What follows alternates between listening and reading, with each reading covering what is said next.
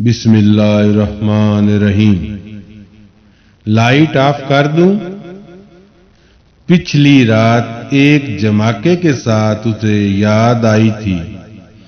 نہیں، رہنے دیں، وہ بھرائی ہوئی آواز میں کہتے ہوئے لیٹ گئی۔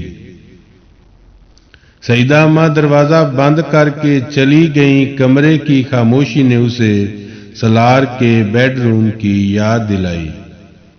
ہاں، اچھا ہے نا، میں نہیں ہوں، آرام سے لائٹ آن کر کے سو تو سکتا ہے، یہی تو چاہتا تھا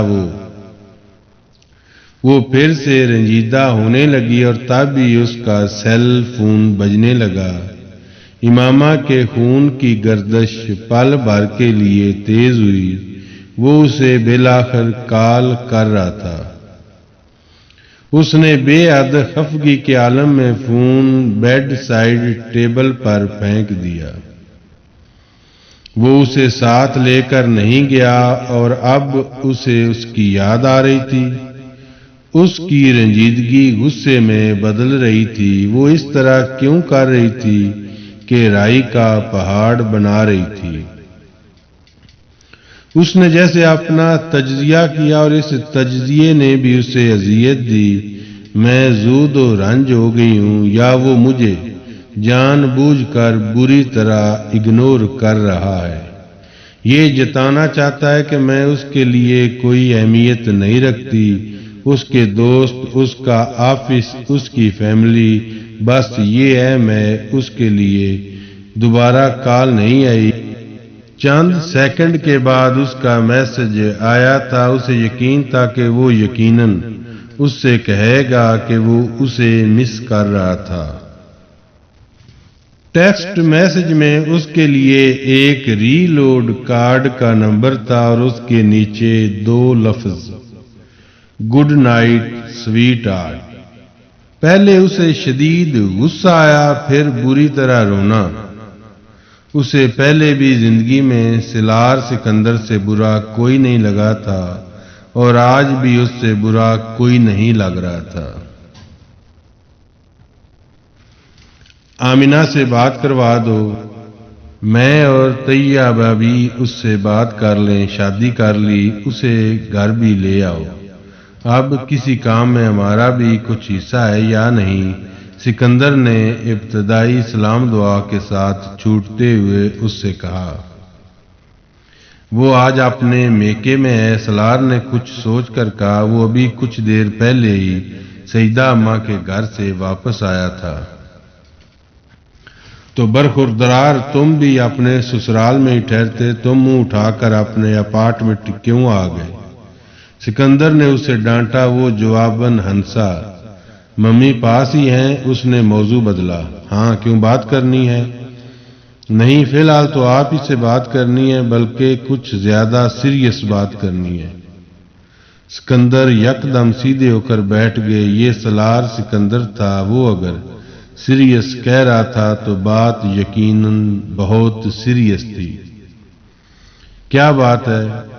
مجھے اصل میں آمینہ کے بارے میں آپ کو کچھ بتانا ہے۔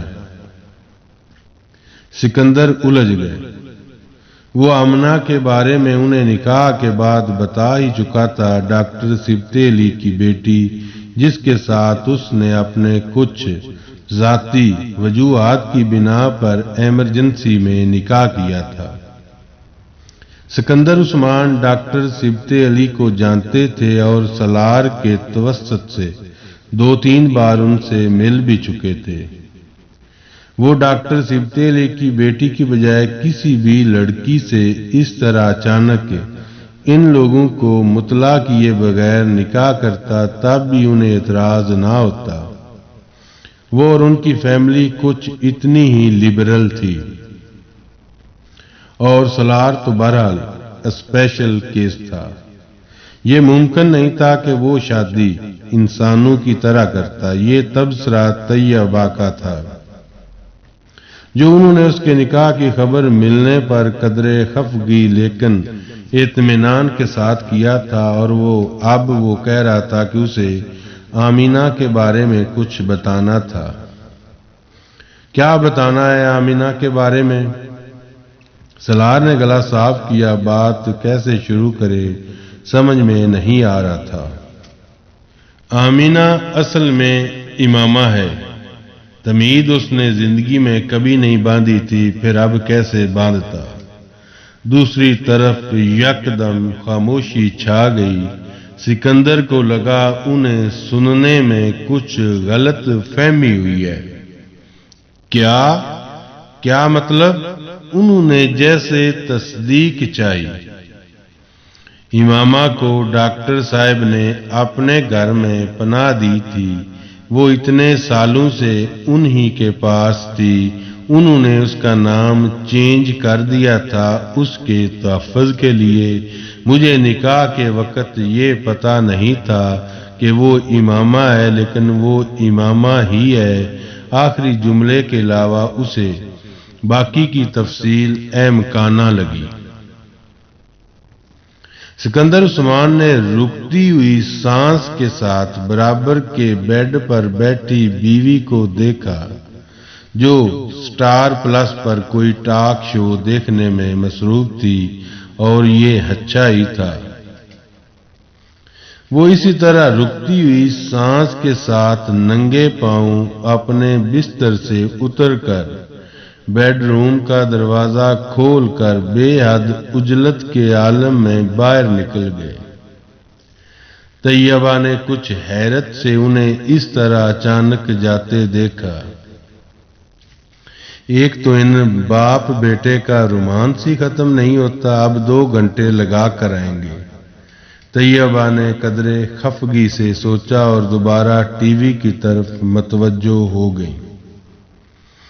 باہر لانج میں سکندر عثمان کے 14 طبق روشن ہو رہے تھے۔ وہ ابھی چند گھنٹے پہلے ہی طیبہ کے ساتھ اپنے آخری اولاد کے سیٹل ہو جانے پر خوشی اور اطمینان کا اظہار کرتے ہوئے اس کا ولیمہ پلان کر رہے تھے، اور انہیں وقتی طور پر یہ بھول گیا تھا کہ وہ آخری اولاد سالار سکندر تھا۔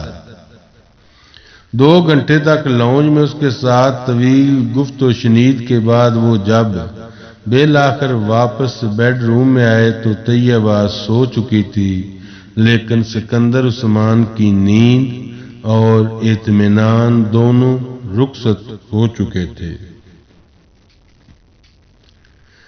سکندر عثمان اس سے ناراض نہیں ہوئے تھے، لیکن وہ ان تمام خدشات کو سمجھ سکتا تھا جو یکدم ان کے ذہن میں جاگ اٹھے تھے۔ اتنے سال سے ہاشم مبین کی فیملی کے ساتھ ان کے تمام تعلقات مکمل طور پر منقطع تھے، لیکن اس کے باوجود سب کچھ پرسکون تھا۔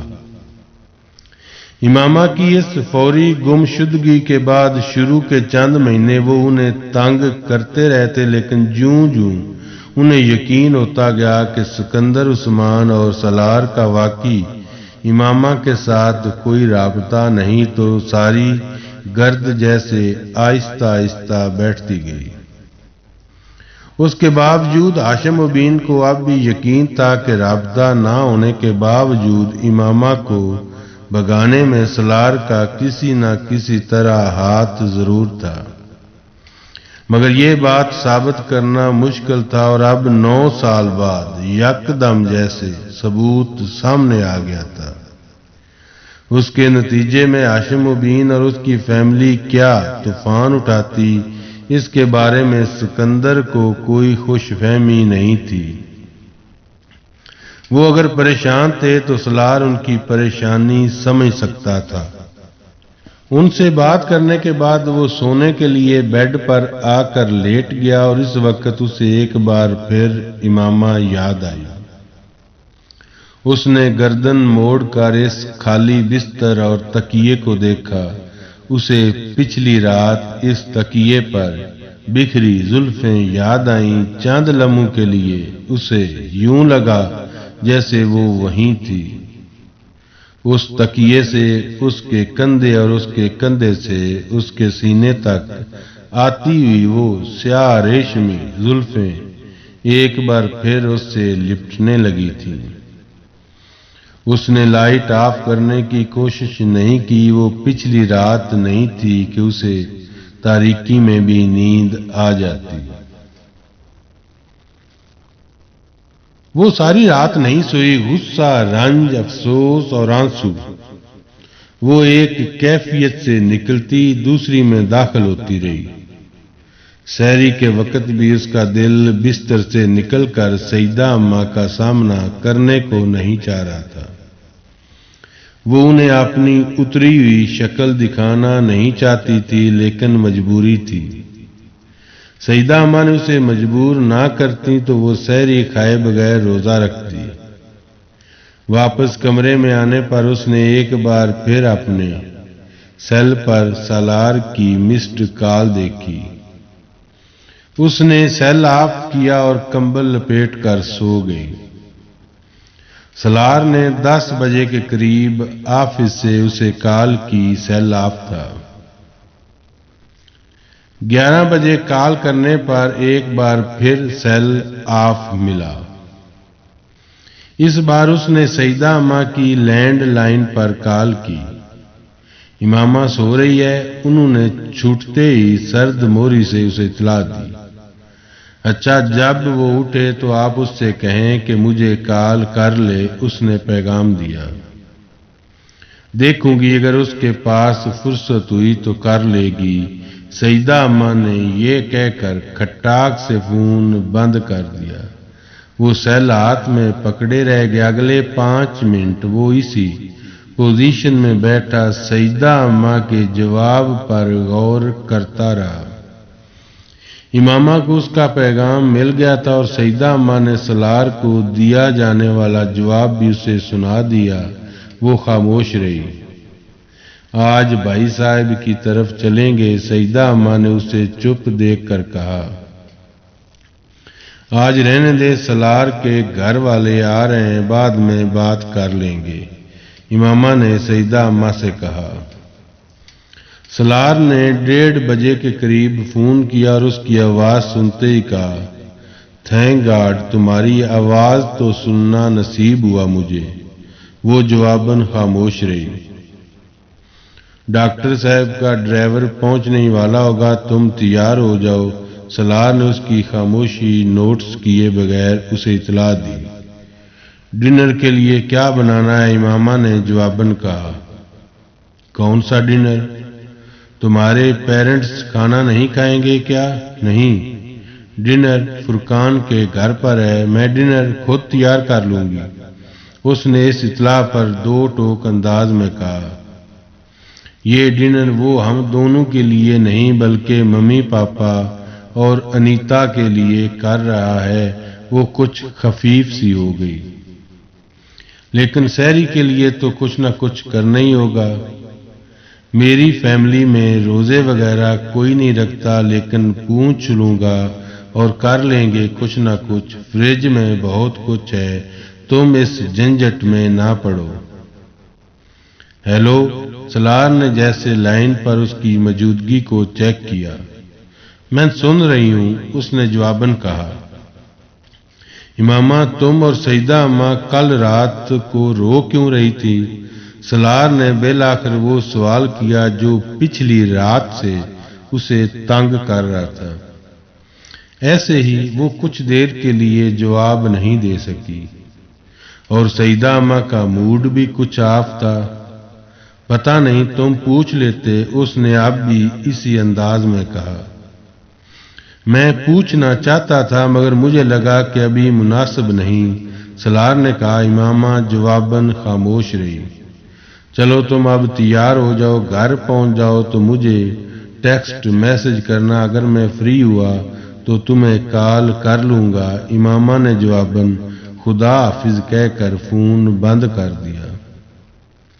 اس کا دل چاہا تھا اس سے کہے ضرورت نہیں۔ تقریباً 2:30 بجے ڈاکٹر صاحب کے ڈرائیور کے ساتھ اس کے اپارٹمنٹ پر پہنچی اور اس نے آتے ہی سب سے پہلے دونوں بیڈ رومز چیک کیے تھے۔ بیڈ رومز باتھ روم میں کچھ رکھنے کی ضرورت پیش نہیں آئی۔ سلار آفس جانے سے پہلے یقیناً ہر کام خود ہی کر کے گیا تھا۔ اس نے ایک بار پھر اپنے وجود کو بے مصرف محسوس کیا۔ ایک بیڈ روم شاید پہلے ہی گیسٹ روم کے طور پر استعمال ہو رہا تھا، جبکہ دوسرا بیڈ روم وہ اسٹڈی کے طور پر بھی استعمال کر رہا تھا۔ وہاں ایک ریک پر کتابوں کے ڈھیر کے علاوہ اسی طرح کے ریکس پر سی ڈیز اور ڈی وی ڈیز کے انبار بھی نظر آئے۔ سٹنگ روم موجود ریکس پر بھی ڈی وی ڈیز اور سی ڈیز تھی، لیکن ان کی تعداد اس کمرے کی نسبت بہت کم تھی۔ کمرے میں کچھ میوزیکل انسٹرومنٹس بھی پڑے ہوئے تھے اور ایک اسٹڈی ٹیبل پر جس ایک ڈیسک ٹاپ تھا۔ وہ اسٹڈی ٹیبل اس کمرے کی وہ واحد چیز تھی جس پر پڑے کاغذ، فائلز اور ڈیسک آرگنائزر سے بے ترتیب نظر آئے۔ وہ اٹھنے سے پہلے اسے ٹھیک کرنا بھول گیا تھا یا شاید اس کے پاس وقت نہیں تھا۔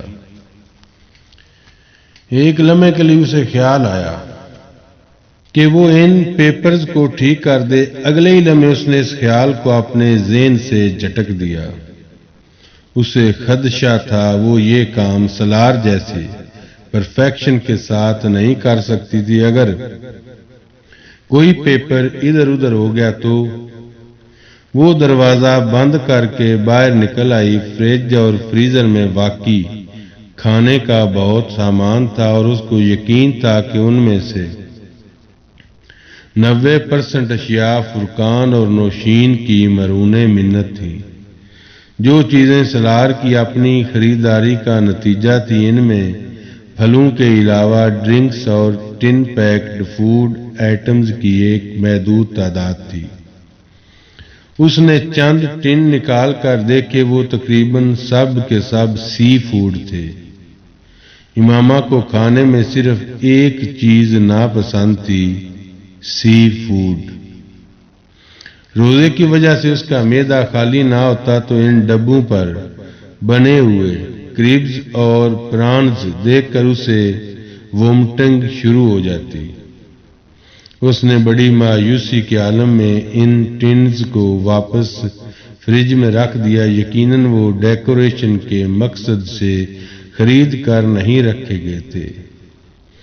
وہ خرید کر لاتا تھا تو یقیناً کھاتا بھی ہوگا۔ اس کا خراب موڈ کچھ اور ابتر ہوا۔ ابھی اور کیا کیا پتہ چلنا تھا اس کے بارے میں۔